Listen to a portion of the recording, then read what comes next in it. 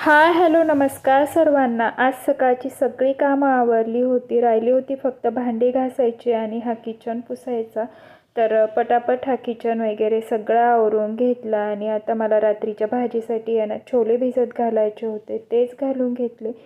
दुपारी खूप मोठी झोप काढून खेळून आल्याच्यानंतर तनिषाला असं स्नॅकमध्ये मखाने गरम करून दिले आणि संध्याकाळची देवपूजा करून घेतली। देवपूजा झाल्याच्यानंतर करायचा होता स्वयंपाक, त्याच्यासाठीच मी इथे किचनमध्ये आली होती आणि भाजीची सगळी तयारी करून घेतली। आता छोलेची भाजी करायची होती तर मग ती टाकून घेतली आणि त्याची रेसिपी तुम्हाला जर पाहिजे असेल तर मला कमेंट करून सांगा, मी तुम्हाला नक्की सांगेल। तर भाजी इथे तयार करून झाली होती, मग लगेचच पटापट चपात्या पण करून घेतल्या आणि तोपर्यंत तनिषाचे इकडे असे उद्योग चालू होते आणि तिला सरप्राईज होतं हे।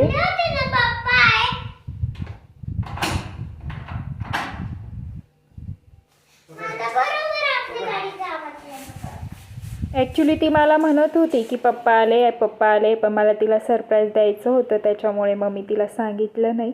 चला आता राहिल्या होत्या नागलीच्या भाकरी करायच्या, त्याही करून घेतल्या आणि ह्यांनी येताना ना दूध वगैरे आणलं होतं, तर ते दूधही तापायला ठेवून दिलं।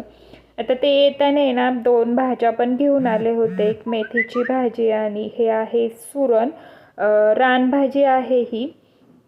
तर मग त्या ठेवून घेतल्या, ह्या निवडायच्या होत्या, आपण म्हटलं चला अगोदर जेवण करून घेऊ। मग सगळ्यांनी मिळून असं जेवण केलं। रोज दोघीच असतो ना तर खूप बोर होतं, जेव्हा हे येतात ना तेव्हा जर असं एकत्र बसून जेवायला वगैरे छान वाटतं। त्याच्यानंतर लगेचच ते असे भाजी वगैरे निवडायला बसले आणि मला आवरायचा होता हा सगळा पसारा आता।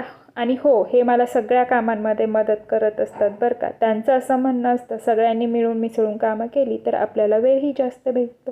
त्याच्यानंतर तनिषासोबत असा टाईमपास केला। बाय।